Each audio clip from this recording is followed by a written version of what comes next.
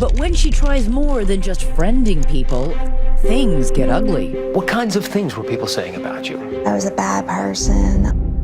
I was horrible. I went through a whole lot. The young couple that she says bullied her Honey, I didn't know he was bad. Oh my God.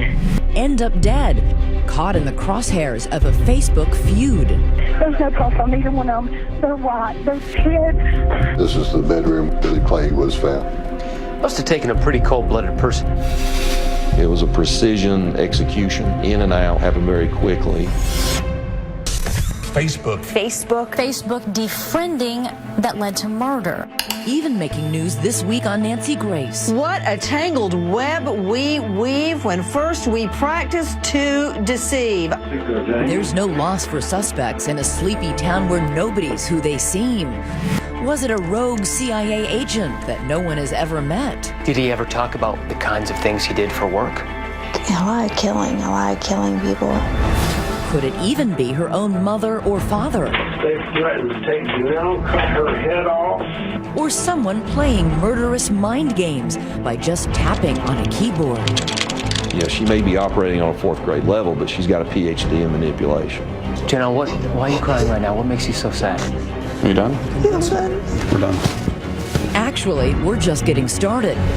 Does Mother know best? It seems to me that you are either completely innocent and blameless in this, or you are an exquisite liar. Well, what do you believe? After tonight, what will you believe? #Unfriended. Good evening. Social media is supposed to connect people, but tonight authorities say it helped kill them. You're about to see how this all unfolds, everything from romance to revenge. It is what happens when fingers on a keyboard become a weapon. But things don't stop there because somebody's fingers end up pulling a trigger. Here's Matt Gutman.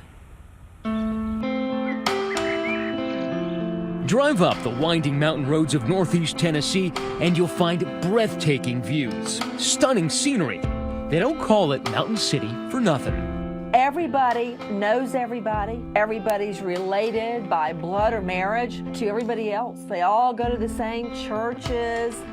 The sign at the city limits would like to suggest this is a congenial community of 2,500 with its arms wide open. The sign welcoming people to Mountain City says a friendly hometown. Friendly to you? No. Why not? Because I wasn't born and raised here. I didn't grow up here. People here do not like outsiders. Janelle Potter could have used a good friend. Plagued with debilitating health problems since she was little, she's now a loner who spends most of her time inside this shuttered ranch house, under the watchful eyes of parents Buddy and Barbara Potter. What kind of person is she? Good-natured, sweet person. She's not an angry person. Naive, young, innocent? Yes, very naive. She's young in her mind, more young than her age, I think. And although she doesn't sound like it, Janelle is 30 years old. She looks good, right? Her room is filled with stuffed animals that stand in as friends. She doesn't work, doesn't drive, and she confides in us she's never been with a man. What were the rules? Don't be out past, 12 o'clock at night. No smoking, no drinking, no partying, stuff like that. They are a God-fearing and gun-loving family. Even when they garden, they pack heat. Mom, Barbara, had a job with Hewlett-Packard, and Dad, Marvin Potter, better known as Buddy, was a former Marine who served in Vietnam rescuing POWs. And later, he says, he served with the CIA. Sounds like Rambo. I just saw him as a gentle giant. But age has taken its toll. Both are now disabled, Buddy even on an oxygen tank. But Janelle's life support becomes social media. So because you didn't drive, that's one of the reasons that your social world became the computer. Yes. I had a lot of family pictures on there. Random pictures of sceneries, dogs. Selfies? Any selfies? Selves. Mm-hmm. Did your parents have access to your Facebook page? Do they monitor it? Yes. A woman in your late 20s and your parents have access to your Facebook page? Well... But a simple trip to the pharmacy would be a turning point in Janelle's life. A kind employee named Tracy Greenwell takes it upon herself to befriend the social misfit Janelle. We felt sorry for Janelle. She was sheltered and sick and stuff. She gave me her phone number and I started calling her. I would go out with her to the mall, to our house and out to eat. They even got her to rappel. These are pictures of the new fast friends at Backbone Rock, a local landmark. Sitting next to a scared Janelle is Tracy's brother, Billy Payne, a jokester who likes the outdoors. Did you ever get the impression that maybe she liked Billy? That's what everybody says. She fell in love with Bill, but I still don't see it like that. Instead, Tracy tried pairing Janelle up with someone else, introducing her to Jamie Curd, an older man who's pretty handy with computers, the kind of guy who likes to wear shades indoors. Well, Jamie was sort of rough looking, you know, greasy, and she was neat. So why did you think to set up Jamie and Janelle? Jamie didn't have a girlfriend, and she really didn't have a boyfriend. I mean, they didn't look like they'd go together by no means. Janelle and Jamie became an unlikely item, hiding their relationship from her strict parents. He's at the Potter house from time to time, supposedly to fix the family's PC. But behind her parents' back, Janelle and Jamie would steal time and a few kisses together, snapping these secret romantic selfies. You and Jamie got pretty serious at one point. Yes. He gave you a cell phone so that you guys could talk without your parents being on the phone. Yes. How often would you talk? Every day. For long periods? For an hour, 2 hours at a time. Now, take note of Jamie Curd and all that clandestine canoodling, because you're going to hear a lot more about him a little bit later. But even while she's with Jamie, Janelle is still secretly pining away for that outdoorsman she met, Billy Payne. And right around that time, something sinister is happening with her online relationships. She's being relentlessly cyberbullied. Appalling, anonymous comments begin appearing on her Facebook page. What kinds of things were people saying about you? Just that I was a bad person, I was horrible, threatened to get raped. Must have been pretty scary. Yes. I remember I wrote, "Please do not write on Janelle's Facebook." I begged them, please don't do this. And Janelle thinks she knows who it is, pointing the finger directly at one of her so-called Facebook friends, Billie Jean Hayworth. What was her relationship like with Billie Jean? Oh, she hated her. From the get-go? Mm-hmm. She'd call her all kinds of bad names. There might be one other reason these two don't get along. Billie Jean is engaged to, guess who? The object of Janelle's obsession, Billy Payne. And together, the loving couple have a 7-month-old baby boy. Friends say Janelle was so jealous, she started spewing some online venom of her own. That she wished that Bill and Billie Jean and that damn baby would die. An all-out Hatfield and McCoy-like feud erupts on social media, pitting the two couples against each other. The cauldron is boiling amongst these players, all egging each other on. She was always saying that somebody was mad at her, somebody hated her, somebody wanted to kill her. She was paranoid about it, I thought. But so far, it's all just virtual violence. But then it escalated. I was calling the police a lot. They're trying to set me up, but I don't like this because I'm very sick. They were wanting to blow up my dad's truck, throwing rocks at the house. These are police photographs of a rock that landed in the Potter front yard. Written on it were two names, Billy Payne and Billie Jean. And across the side, quote, "I'm your huckleberry." Now, at one point, did they unfriend you on Facebook?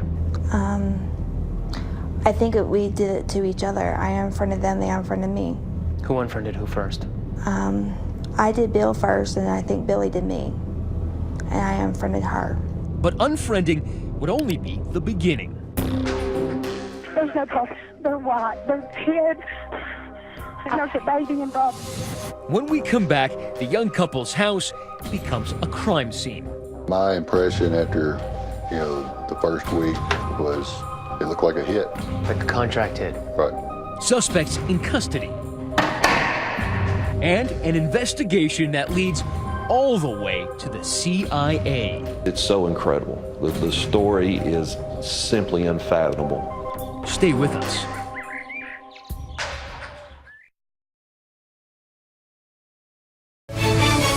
#2020 continues with #Unfriended. Johnson County 911. Honey, I need an ambulance bad. At approximately 10:30 a.m. on a blustery January morning, a call comes into the Johnson County, Tennessee 911 dispatchers. There's a baby involved. He don't look right. The caller is a friend of Billy Payne and Billie Jean Hayworth. She's dropped by the young couple's home to find the back door open, and inside, something much worse. Their infant son covered in blood, eerily silent but unharmed. He's in one room, she's in the other, right at the playpen. It kind of looks like she's trying to get to her baby. The baby's father, Billy Payne, and Billie Jean, his mom, the young couple who had been feuding with Janelle, have been shot. You can tell by looking down their faces, they're swelled, they're black and blue, they've been beat. Okay, do you want to attempt to do CPR? They're both dead, it's too late. This murder, these murders have literally torn apart the sleepy little town of Mountain City, Tennessee. Special Agent Scott Lott with the Tennessee Bureau of Investigation takes 2020 inside the crime scene. And this is the bedroom where Billy was found. Single shot. Single shot in the face. Billy Payne's throat had also been slashed as he lay in bed. Down the hall in the nursery, Billie Jean had been cradling their baby in her arms when she died. That's how they find her, still holding her 7-month child. So it didn't take much time to get from that room to this room to shoot. No. And this is 5 feet. I think it takes a cold-blooded person to shoot somebody holding a baby. Miraculously, the 7-month-old survived without a scratch.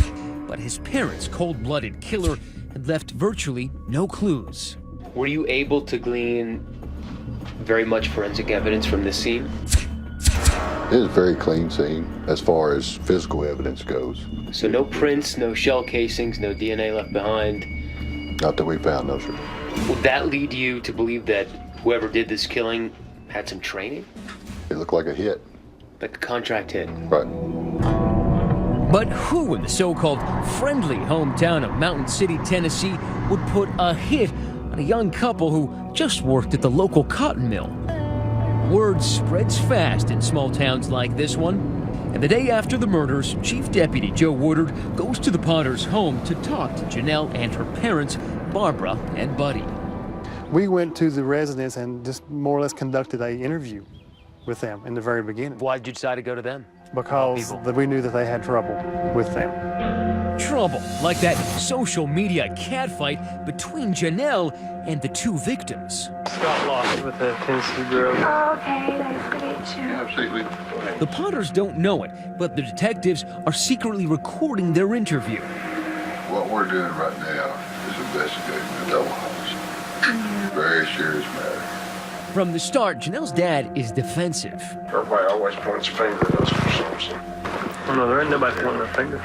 Do you know of anybody that would hurt them, want to hurt them? No, actually, I don't. I feel bad about the situation because I didn't want no harm on them.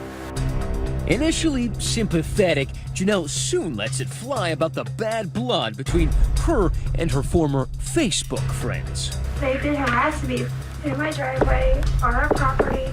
And then yesterday morning when I got on Facebook is when I found out. And, I mean, I'm sorry it happened, but, I mean, that's all I can tell you is they have been harassing the living crap out of me. Why would they be harassing you? It came out to be a jealousy thing. They said I was too pretty. But then the cops want to talk about somebody else. Remember Jamie Kerr, Janelle's secret sweetheart? Police know he'd had a falling out with the victims and took Janelle's side in the feud. What's Jamie to you? He's just a friend. We've been friends for years. He's a friend of our family. Yeah. He's a friend to all of us, to me. Seems as if Janelle is still covering up her romantic relationship with Jamie from her overprotective parents. Jamie kind of like your boyfriend? No. No, he's just a really good friend. Does he want to be your boyfriend? Not that I know of. But detectives are still suspicious Jamie and Janelle are a lot closer than she's letting on, and wonder what he might know about the murders. Have a seat there, Jamie. So they haul Jamie Kerr downtown and ask him to take a polygraph. You can tell he's nervous. We confront him with the results of the polygraph. And the results? Kurt fails miserably. The polygraph indicates that he lied about knowing the identity of the killer. Now investigators think they've got their man. I think you went in there. I want to take care of this situation. I want to take care of people messing with Janelle. People ain't gonna mess with my girl no more. She's not my girl. You may say that out loud, but you know in your heart the difference. But hours go by and Jamie Kurt still denies that he's involved in the murders. Were you the only person that was ever killed? I wasn't there. Then, out of the blue, it's Jamie asking them a question. A bizarre one, which has the investigators dumbfounded. Is the CIA here? CIA? No. No. Jamie, in that interview, had said something to the effect of, is the CIA here? Of course, that was a very strange question to me. Did I ask the question? Yeah. Why did you ask about the CIA? Because he says he works for him. It's going to be a major breakthrough in the case. Jamie tells detectives that he'd been texting with a mysterious man named Chris, who told him he was in the CIA, who says his job was to protect Janelle from her enemies. He said that he is going by Billy. But why in the world would a CIA agent be involved in this tiny town's deadly internet feud? There's 2,500 people there. There's a guardian angel CIA agent. I smell a rat. And when we come back, I'm not going to tell you I did something I didn't do. Why has Janelle's disabled father suddenly become a suspect? I said, you would never, ever consider hurting someone over this, would you? Next.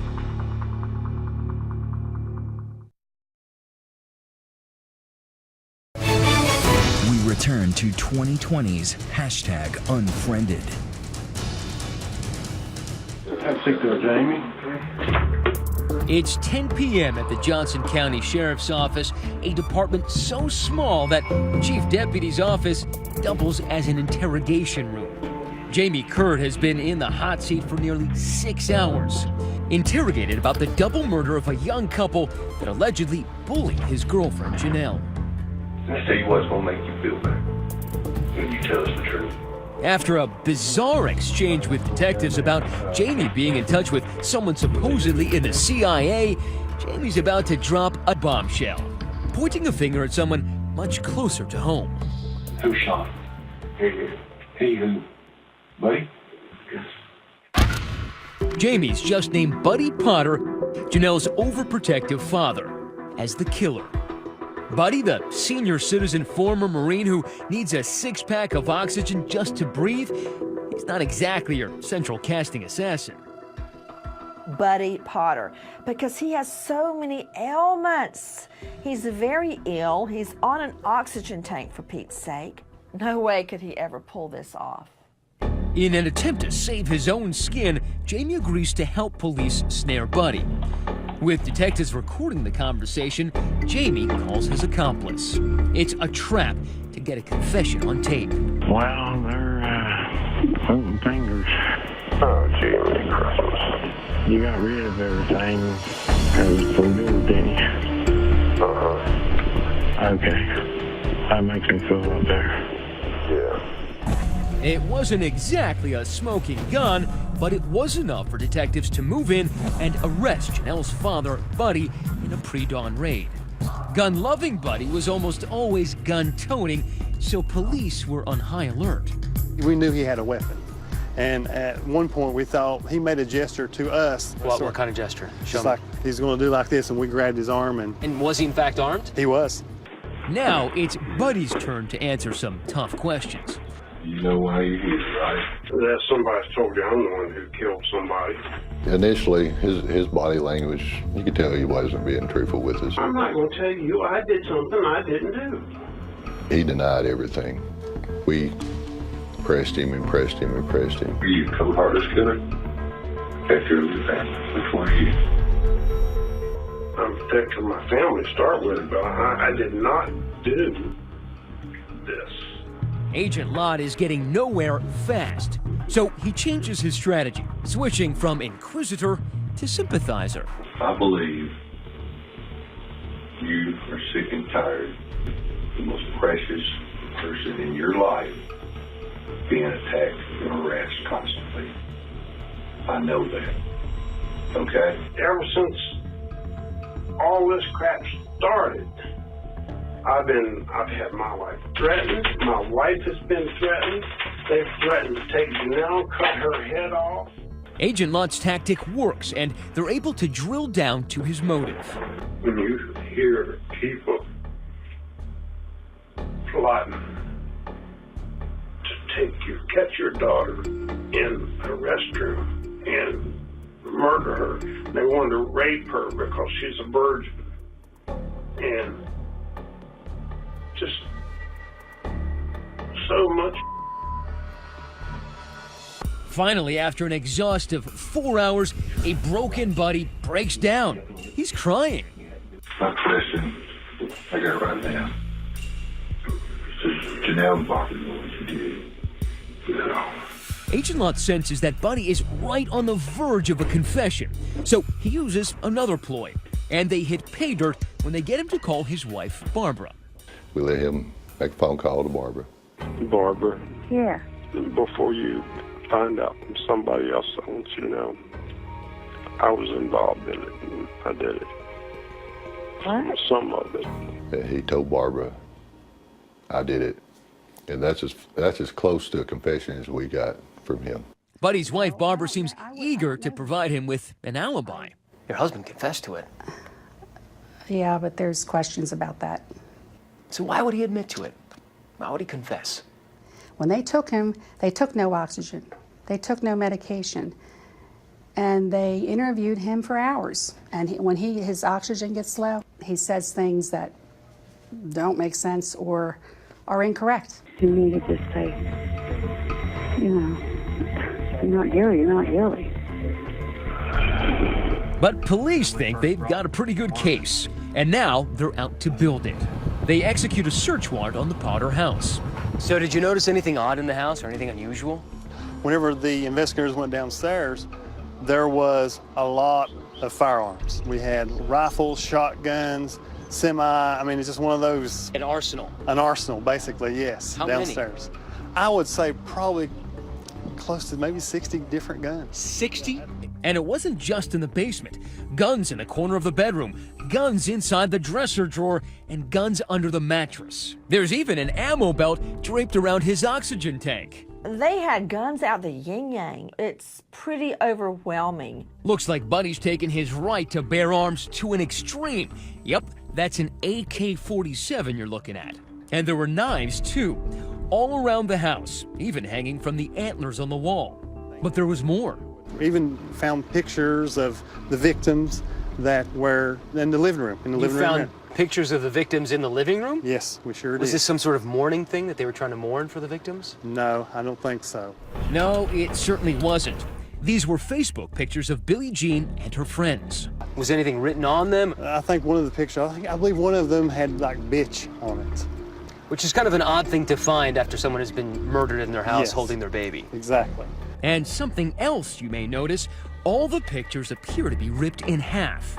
The cops caught Janelle's mother red-handed trying to destroy evidence. Then all of a sudden she ripped it in half. And I stopped her and I said, give me those pieces of paper. In total, authorities seized 51 items from the Potter house, including the family computer Janelle spent most of her time on. And when they impound Buddy's truck, look what they find. 3 enormous bags stuffed with shredded documents. We took those shredded documents. One of our agents spent a month of her life taping those back together. That agent meticulously reconstructed more than 100 pages that turned out to be emails, the lines from the shredder still visible. The emails are between the Potters and a shadowy figure named Chris, who was warning them that the murder victims had been plotting to kill Janelle. It appeared that there was some type of conspiracy here. They kept referring to a guy named Chris, that's supposedly a CIA operative or something. Who is Chris? This stunning revelation about his identity and his jaw-dropping relationship to Janelle. Next.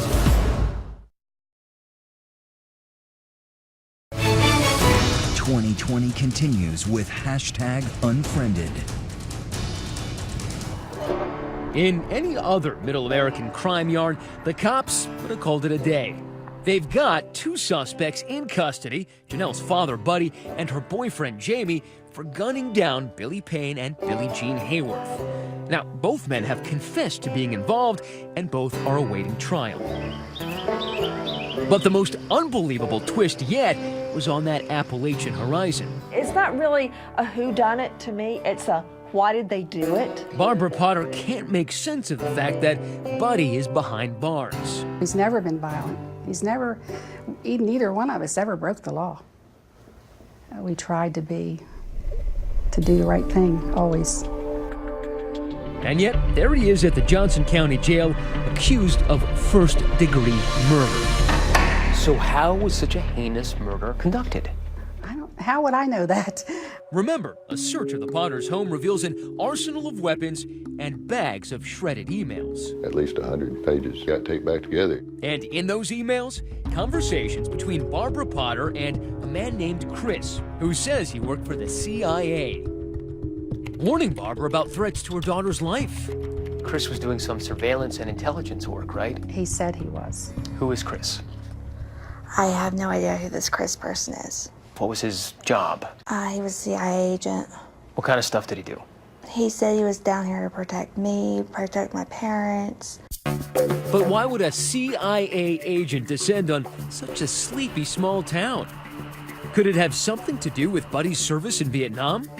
Barbara says that part of her husband's past is top secret. Is he allowed to talk about what he did? No. Never. Was he ever in the CIA or attached to the CIA? He said he was. Chris told Barbara, Janelle's mom, he was watching their every move and was monitoring all that venom the victims were allegedly spreading on social media. He was watching these people, he said, that were harassing her on the computer and calling her. In Mountain City, Tennessee, there's 2,500 people there. There's a guardian angel CIA agent. No. Police are rolling their eyes too. And when they take a closer look at the computer they've seized from the house, a eureka moment. Those emails from Mr. CIA man Chris were all coming from an IP address that belonged to her daughter, Janelle. Every one of them pointed straight back to Hospital Road, Mountain City, which was Barbara and Janelle's home address. That leaves police to deduce only one thing. There is no Chris from the CIA. It was a creation, concocted by Janelle Potter to convince her parents she was in danger. Social media allowed Janelle Potter was to be someone that she wasn't. She invented this character. Exactly. When she invented Chris, she could assume a different identity and be as hateful as she wanted to be. It happens more often than you'd think. It's called catfishing. False online identities are created, usually to lure someone into a relationship, and there's even a whole TV show about it. How come you've been pretending to be someone else? So she's catfishing her mom from the same house, from the same computer. She bought it hook, line, and sinker. How is that possible? She was feeding Barbara's delusions. So Barbara ignores the signs that something is amiss here. It's beyond absurd. In all catfish cases, at some point, the victim of the catfishing is guilty of some degree of being naive. But Janelle's mother, Barbara, is about to go from naive to nefarious. And in those email exchanges, it sure sounds like she wants Billy Payne and Billie Jean dead. In one email to Chris, Barbara writes, "We've had enough. No one wants to kill anyone, but we will." Barbara would take this information and show it to Buddy. Buddy, look what they're trying to do to Janelle. Look what they're trying to do. And finally, they just pushed him to his limit where he couldn't take it anymore. Janelle just catfished herself and her mom into police crosshairs. Now the cops want to know where they were the morning of the murders, focusing on the wee hours when Janelle is exchanging secret text messages with her beau, Jamie Curd, and it sure sounds to police like Janelle knows exactly what her father and her boyfriend are about to do. At 4:39 a.m., this message. "Yes, he's leaving now. I hear the car." Police believe she's talking about her father on the way to pick up Jamie. The final text a minute later.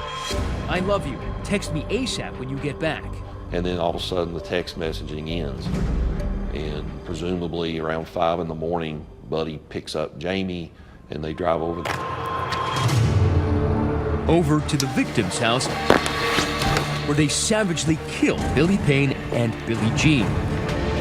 For prosecutor Dennis Brooks, it's all proof these murders were a family affair. And one thing that was very telling about Janelle being involved in the preparation for the killing is the text messaging she does.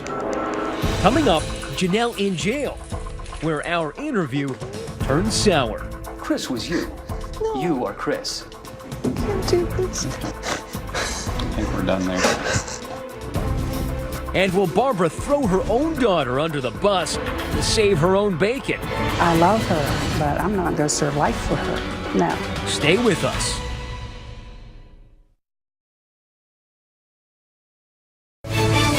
We return to 2020's #Unfriended.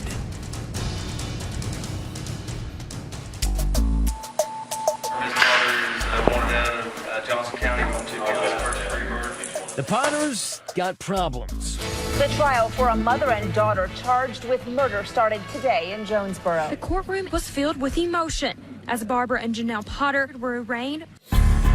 Prosecutors accused them of murdering a young couple they had bickered with on Facebook. The family patriarch, Buddy, confessed to the killing and serving 2 life sentences.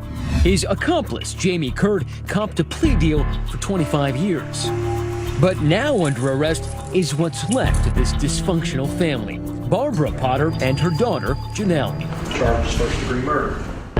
3.5 years after the murders, the mother and daughter have their day in court. Through 7 days of testimony, prosecutor Dennis Brooks tries to convince the jury that Janelle was really the one who authored all those emails supposedly from Chris, catfishing her own parents and goading her father into those executions. Case in point, all that childish writing and those misspellings. R-E-S-O-N, similar throughout the documents. Ironically, it's the same argument her attorney, Cameron Hyder, makes in her defense. Janelle Potter operates on the level of an 8 or 9-year-old. Essentially saying Janelle lacks the brain power to mastermind a murder. My client is not guilty for having an overprotective father. So just because Buddy went and did something horrific doesn't mean that Janelle directed him to do it? Absolutely. She is not capable of directing anyone to commit murder. It's just not in her. A countrified cast of characters takes the stand, but one prosecution witness brought gasps to the courtroom. My name is Christopher Jaden. Chris Jaden, a handsome former high school classmate of Janelle's, one she hasn't seen in 15 years. She was, one of those kids that just very strange. But Chris must have made a much bigger impression on her, because this Chris is the person whose identity Janelle stole to catfish her family. Chris works for security, all right, just not national security. The second Chris comes in, her eyes were just drawn to him, would not leave him. As he testified, her eyes were fixed on him. Because he's the real thing and he's a good-looking guy. She apparently thought Billy Payne was too, which is why if she couldn't have him, said the prosecutor, nobody could. Janelle Potter had a crush or some kind of good feelings toward Bill Payne. A biblical crush on him, an epic crush on him. And when he moved on with Billie Jean Hayworth and they had a child, that was it. She went berserk. Billie Jean Hayworth moved in with Bill Payne and became pregnant. That's when the Chris emails began. They would talk about the baby Tyler. They would call him that damn baby. That baby needs to die. No one talks that way about an infant other than a woman perhaps who is jealous that that's not her infant. But the prosecutors have a problem. Their evidence is entirely circumstantial. There is nothing linking Barbara and Janelle to the crime scene. Even if a jury believes they are involved with this, do they take that leap and call it first-degree murder? But the jury jumped in with both feet. We, the jury, find the defendant, Barbara May Potter, guilty of first-degree murder. We, the jury, find the defendant, Janelle L. Potter, guilty of first-degree murder. Washington County, Tennessee jury convicted the pair of first-degree murder in the deaths of Billy Payne Jr. and Billie Jean Hayworth back in 2012. For the families of the victims, an emotional scene. A lot of relief right now. I'm glad that this is finally getting over and that maybe we can let Billy and Billie Jean rest now. And it's amazing to me that these murders were carried out without Janelle Potter ever pulling the trigger herself. Janelle and Barbara got exactly what they took away from Billy Payne and Billie Jean Hayworth: life behind bars. Shortly after their conviction, I meet up with the Big House bunkmates. They chose not to testify at the trial, but tonight we put the questions to Barbara and Janelle that they didn't have to answer in court. Why did you write to Chris that you wanted them dead? I didn't. Yeah, you did, from these emails. Well, you can believe those emails if you want. So who wrote this? 1, How would I 2, know? 3, I might have 4, started an email that got 5, changed. 6, well, you can do what 7, you want. I'm telling you. 8, 9, 10, 11-page email. 11 pages. Mm-hmm. That's a long email. And you write, "I will kill if I have to." Not just hurt, but kill. That's not me. That is not me, because I'm not that kind of person. I'm not evil. But probably the most revealing email isn't one Barbara exchanged with Chris, but rather one she sent to herself. A link to a Billy Graham article on forgiveness and murder. A couple weeks before the murders, you had searched, "Can God forgive a murderer?" No, I didn't. That's didn't? not me. No, I did not. I don't want anybody murdered. I did not do that. Maybe Janelle? I don't know. I would hope not. Do you think if you passed that you'd go to heaven? Yes, definitely. And with a clean conscience. I could die right now, and I would feel good about it. I would go. I love my daughter, I love my husband, but I would not sit here and lie for them. You wouldn't take a hit for your daughter? No, not me. I love her, but I'm not going to serve life for her. No. Apparently, there is a limit to this mother's love, but what's not in short supply in this family are lies. Can God forgive your mother? I'm sure. What about you? I didn't murder anyone. You don't have any responsibility for the murder of Billy Payne, I Billie don't. Jean? No. None. No. No, but you hated them after I time didn't again hate and again. them. I just disliked them. You hated them enough to tell your father that they were really torturing you. And you must have hated them if what you say is true, that they were harassing you time after time again and again. Them. I just disliked them. I wanted to quit. I wanted the harassment to stop. I went through a lot with them, but I never wished them dead. I never wanted them dead. Janelle begins to cry. Is it real? Or is it just another move in her game of master manipulation? Chris was you. No. You are Chris. You invented him like you invented other characters. No, I didn't. You didn't? No. Just happened to be from your email, from your computer with your fingertips. No. It was from your IP address, from your email address. I don't think we're going to get into that. She said everything no, leads back to Chris. Chris apparently created this scenario. She stated she's not Chris, and that's what she maintains. Do you feel like you had any responsibility in doing this to him? Janelle Potter shuts down in tears and walks out of our interview and back to her cell. The family that just a month before the murders spent Christmas posing for photos together, now taking a very different kind of snapshot. Next week, one explosive hour. The tragedy and the single word that sparked national outrage. What a defense expert called affluenza. He said a teenager was too privileged, too pampered to take responsibility after a drunk driving accident. It was controversial at the time. It still is. And for the first time, you'll hear from that teenager and the parents at the center of it all. A wild ride in a jacked-up speeding truck with a drunk teenager behind the wheel. 4 innocent people dead. It was carnage. Carnage and destruction. The crime that horrified the country. I started screaming, "Where's my dad?" The sentence that ignited a firestorm when an affluent, pampered kid didn't serve jail time. Now he's talking on camera for the very first time. Wow, a controversial hour next week. But that's our program for tonight. Thank you so much for watching. I'm Elizabeth Vargas. And I'm David Muir. From all of us here at 2020 and ABC News, thanks for watching. Have a great weekend.